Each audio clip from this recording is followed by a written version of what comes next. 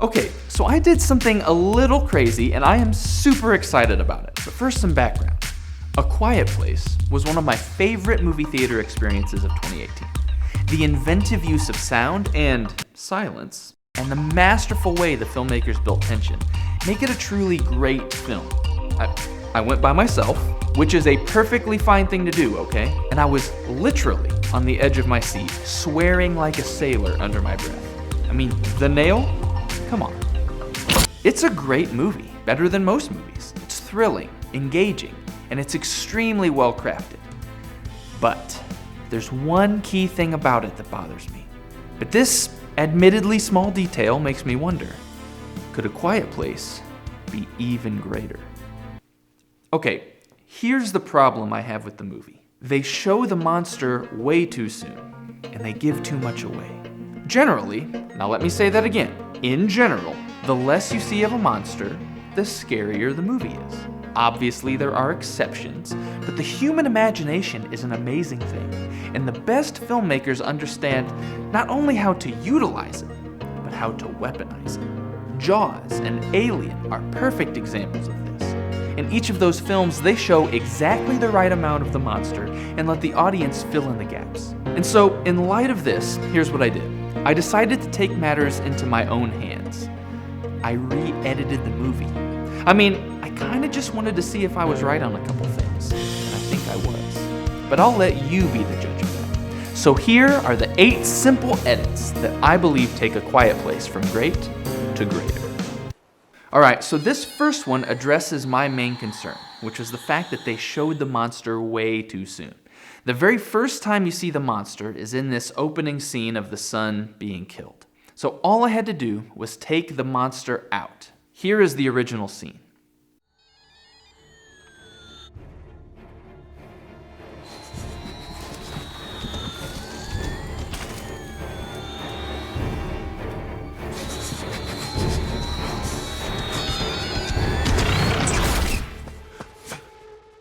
Okay, so the monster looks cool. And this scene is well shot and well executed. But now here is the scene with the monster removed.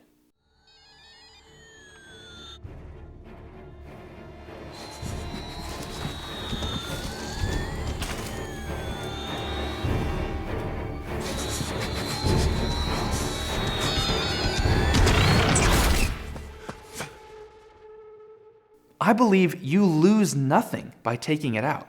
The scene's core effectiveness is in the reactions of the rest of the family. It's in the faces of the actors. We see just enough to understand what happened, to feel the emotional response, and also to be held in suspense. But here it lets the masterful audio do the heavy lifting. The sound of the monster is able to make a larger impression when we don't see it. The second edit is when the monster comes back at the 43-minute mark. There is a scene of the monster killing an old man who is committing suicide. Here's the original.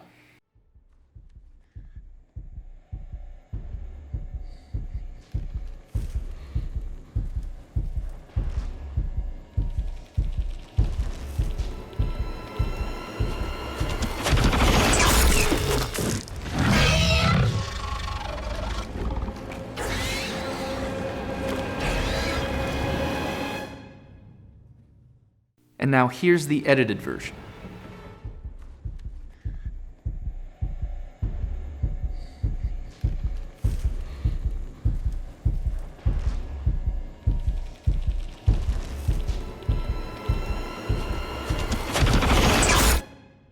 Again, nothing is lost here. The information of the scene is conveyed, and we fully understand what happened. But we let the music and the sound design do the rest.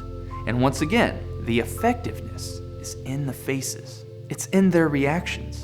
We are told what to feel by the emotion on the actors' faces.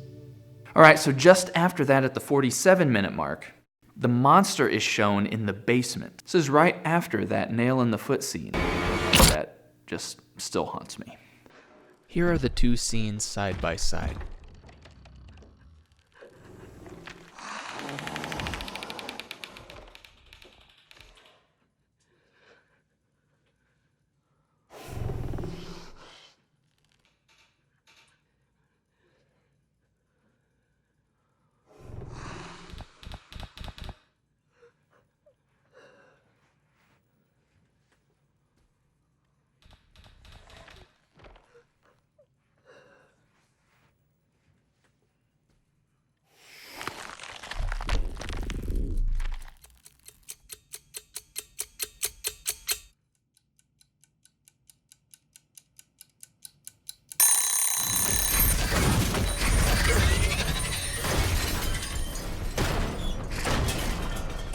Staying on this long shot of Emily Blunt's character and only hearing the monster makes the scene both more personal and more isolated. We are no longer privy to how close the monster is. It also helps the music and sound design, once again, do the heavy lifting. And cutting directly from Emily Blunt's character to the timer imbues that shot and that sound with more dread. One other bonus of taking the monster out of all these scenes is that I think it makes the bathtub scene way more intense. When you've already seen the whole monster, there's only one level of tension. Is it gonna get her? Which, admittedly, is effective in the film. It's scary. But watching this scene, in light of the fact that you've not yet seen the monster, when it reveals that hand, it adds a second dynamic of tension. Not only is it gonna get her, but what the heck is that thing? And that hand looks creepy. Edit number 4 is mostly an economical one, because remember, I still want to see less of the monster. Through the process of doing this edit, I thought a lot about the perfect time to finally reveal the entire monster, and this short shot didn't seem like the right time.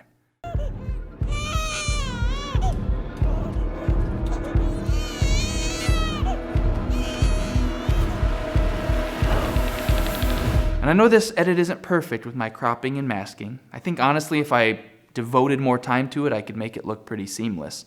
But I'm really only trying to get this idea across. This next edit comes right after the one before, because these scenes are in a larger context. Here in the original edit, you get a glimpse of the full monster. We see how the monster's hearing works. And it's the first time the audience is told about the monster's weakness.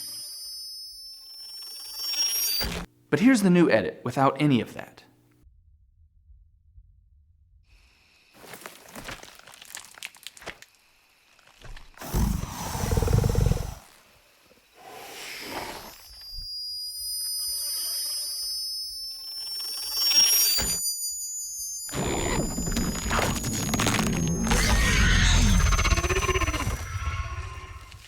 In my new edit, I decide to show a little bit more of the monster, but I hold back on those two revelations. I didn't want the audience to see the inner ear, and I didn't want the connection to the hearing aid to be so overt. It's important, for reasons I'll explain later, that the solution remains a mystery. Edit 6 is at the 103-minute mark, and it's a simple one. This section covers a large span of time with a lot of little edits in there, so I'll show you a couple scenes for each part.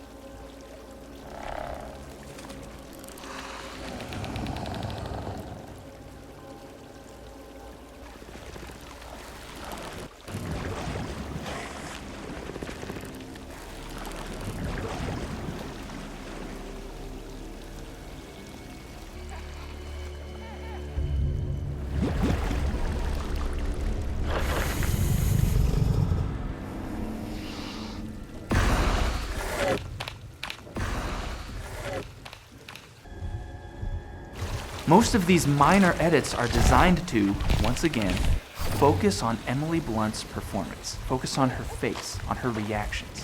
I personally get a lot more suspense out of watching her expression and her panic and her fear. Edit 7 is in the corn silo scene.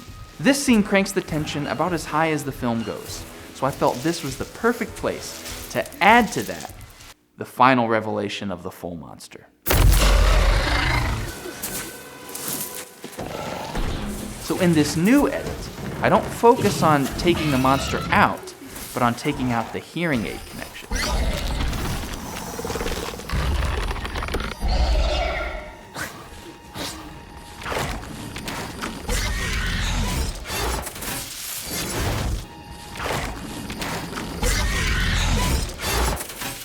Okay, so before we get to the last edit, I want to take a moment and explain why I'm taking out the revelation of the hearing aid and delaying it to the end.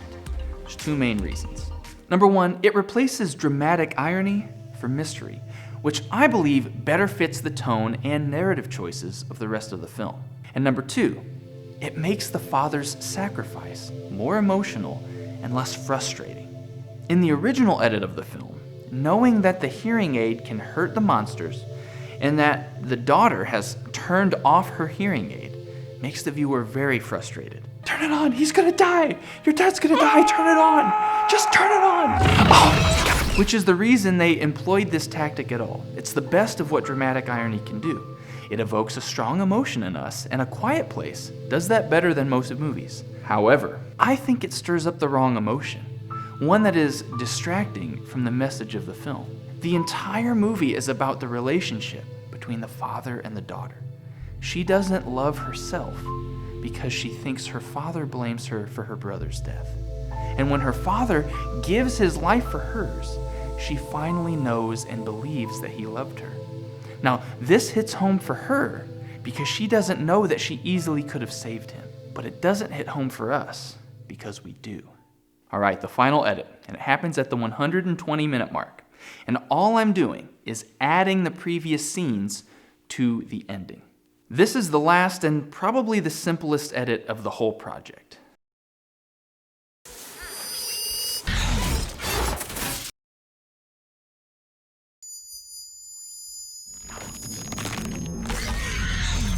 Adding the previous two clips helps land and clarify the revelation. Everything finally makes sense and is explained without dialogue.